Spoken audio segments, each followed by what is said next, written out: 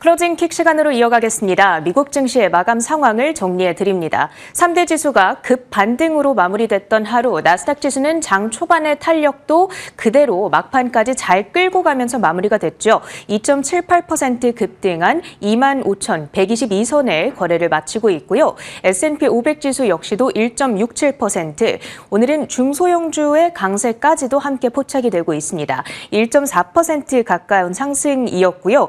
무엇보다 시장이 6거래일 만에 반등을 했다라는 면에서 의미 있는 하루라고 평가를 하고 있습니다. 자, 간밤에 무엇보다 시장의 급등을 가장 주도했던 것은 AI 인프라 그리고 반도체 혹은 메모리 관련주들이 될 텐데요. 이렇게까지 폭등을 한 이유, 그동안 낙폭 과대 인식에 대한 반발 매수세 역시도 물론 자리를 했겠습니다만 그 매수세가 들어올 수 있었던 결정적인 트리거가 되어준 것은 어제 나왔던 마이크로소프트의 실적 결과였습니다.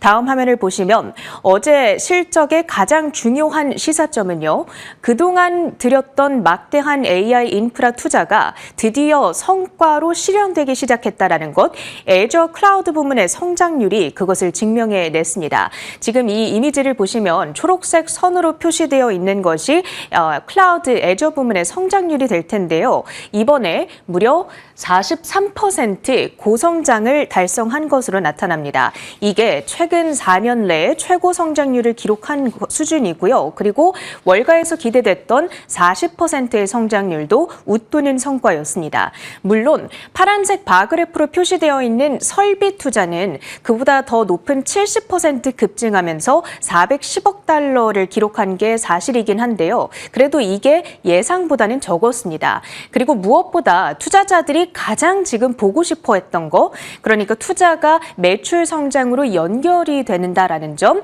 따라서 나아가 궁극적으로는 투자금을 회수할 수 있을 그 가능성, 이런 것들을 입증했다라는 면에서 충분히 좋은 실적이었다는 평가들이 전해지고 있습니다. 간밤 마이크로소프트의 주가가 장중 16% 넘는 급등세를 연출했습니다.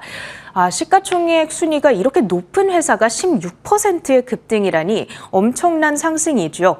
2008년 10월 이후 최고의 일일 상승률이었을 뿐만 아니라 시가총액 증가분이 약 4,800억 달러를 넘겼습니다. 그 말인즉슨 미국 기업 역사상 최대 규모의 일일 시총 증가분을 바로 오늘 기록해냈습니다. 자세한 종목 시세는 이따가 자리를 이동해서 확인해 보도록 하고요.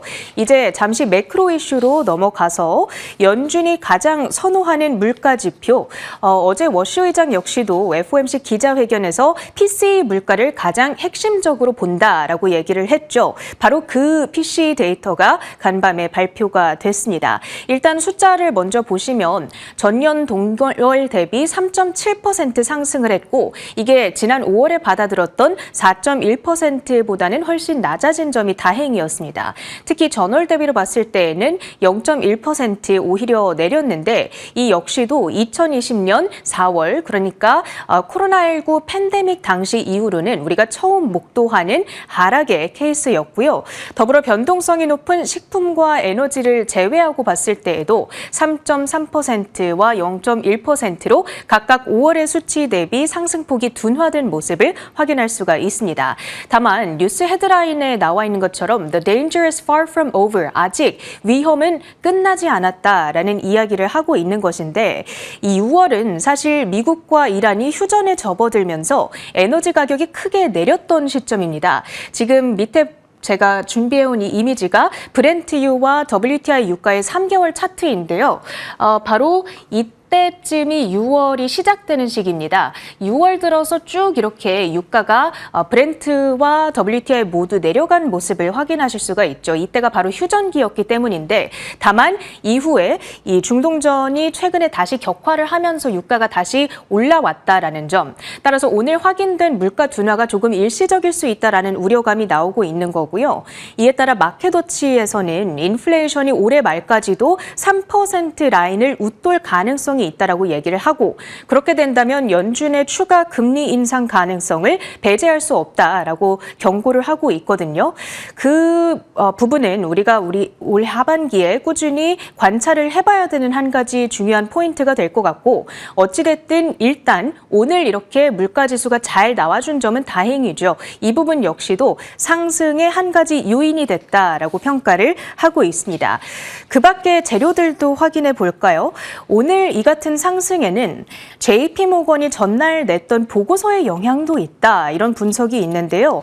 어제 대담 코너에서도 제가 살짝 언급을 드리기는 했습니다만 반도체와 메모리 그리고 테크에 대한 딜레버리징이 거의 마무리되어 간다라는 JP모건 측의 예상이 있었습니다. 최근 몇 주간 이어졌던 급격한 매도 압력이 상당 부분 해소됐다라는 의미로도 해석이 되고 있고요. 이와 더불어서 또 다른 경제 지표도 발표가 됐는데 미국의 2분기 GDP 성장률이 1.5%를 기록했습니다. 예상치였던 2%를 하회했다라는 점은 아쉽기는 한데 다만 소비와 민간 투자 중심의 내수는 견조했다라는 점이 눈에 띄고 있고요. 그 밖에 어제 FOMC 회의 결과에 대한 여러 이 IB들의 코멘트들을 제가 준비를 해봤는데 웰스파고 측에서는 관망 모드 상태다. 데이터를 보면서 판단할 것이다.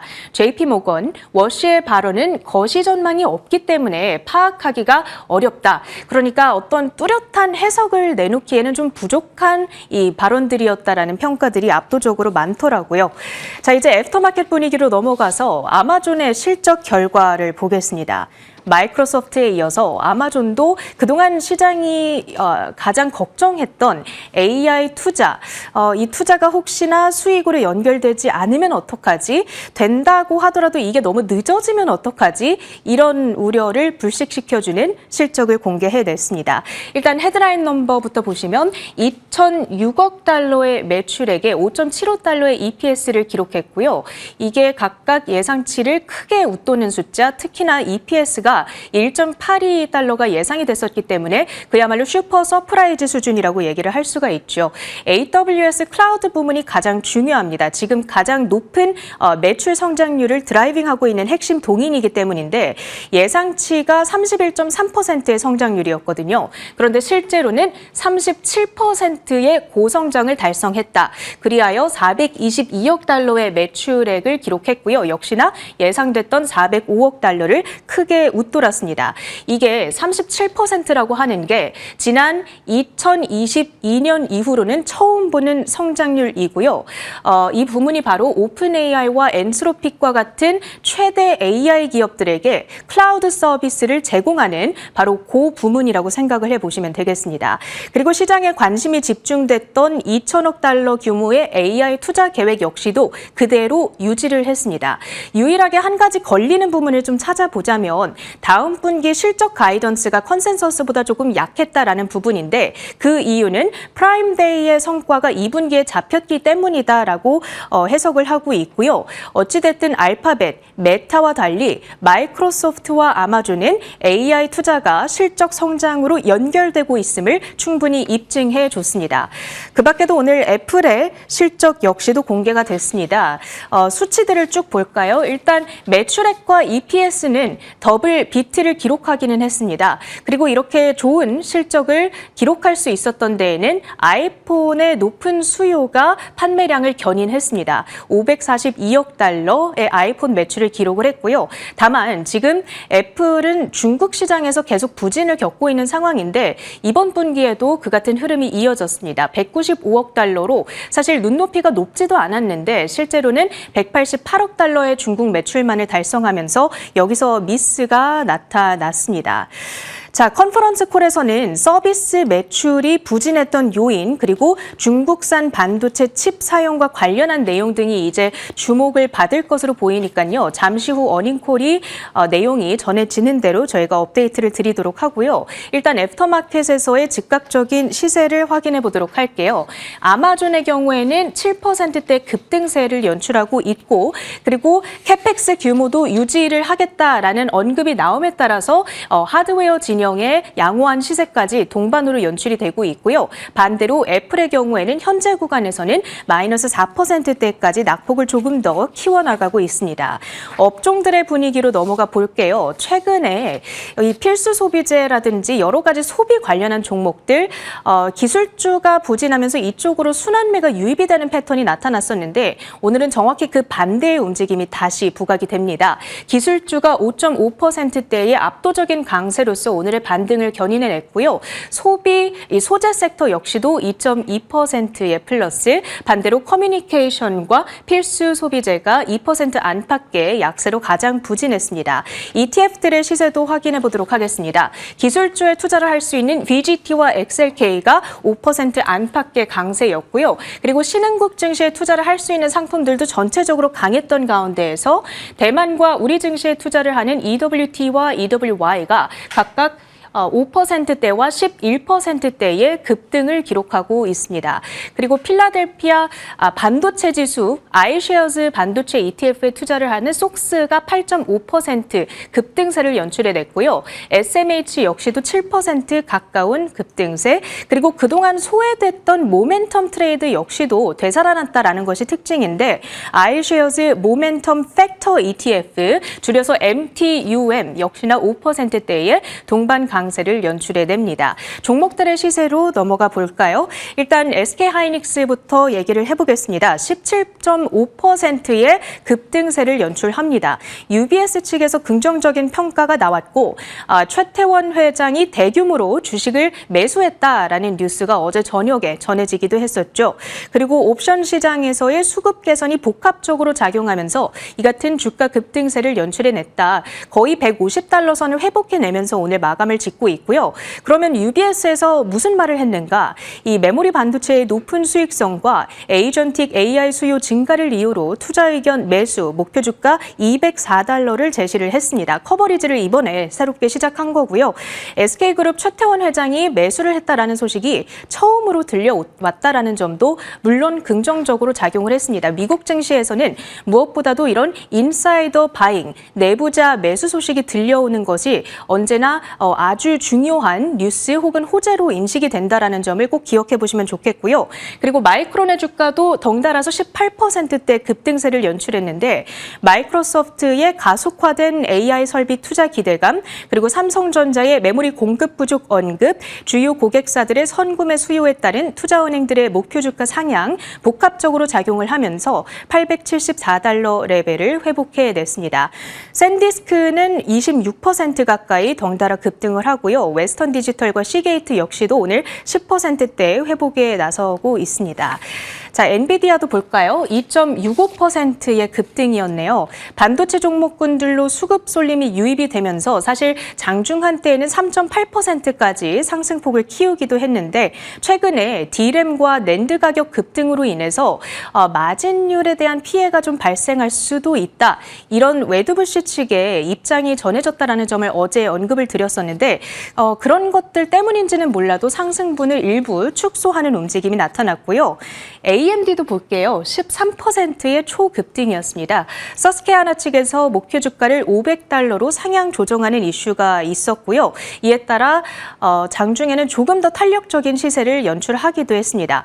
마이크로소프트와 메타의 자본 지출 발표 역시도 긍정적인 요인이었고 인텔 마찬가지의 기대감을 받아가면서 11%대의 급등세 91달러대까지 회복을 해내네요. 반도체 장비사들도 뛰었습니다. 램 리서치의 실적 발표가 있었죠. 사상 최고의 실적 발표. 이와 함께 올해 전망치도 상향 조정을 하자 26% 정도 한때 급등을 하다가 18%대로 반납을 하면서 마무리가 됐고요. 어플라이드 머티리얼즈도 15% 가까운 급등, 얼마 전에 실적 발표 후 급락을 했던 KLA 코퍼레이션도 6% 가까운 회복에 나섰습니다. 중소형주들 가운데에서는 네오클라우드 기업들의 동반 강세가 연출이 됐는데요. 이 마이크로소프트의 실적 실적 발표가 역시나 이들의 주가를 밀어 올렸습니다.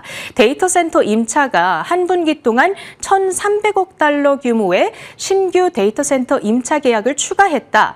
미개시 임차 의무 총액을 3,291억 달러로 폭증을 시켰다. 이런 이야기가 전해졌죠. 이에 따라서 AI 인프라 피크아웃 우려감을 해소시켜 줬습니다. 결국에는 빅테크 기업들이 장기 임차 수주, 이거를 LTA라고 부르죠. 이것들을 네오클라우드 기업들에게 몰아주고 있음을 입증했다라는 평가가 전해지고 있는 거고요. 사이퍼 디지털이 28%, 네비우스가 27%, 아이렌이 30%대 회복에 나섰습니다. 그 밖의 빅테크들도 확인을 해볼게요. 메타 플랫폼은 어제 있었던 실적 발표에 대한 실망감, 정규장에서까지 이어지면서 8% 가까운 급락세를 나타냈는데요.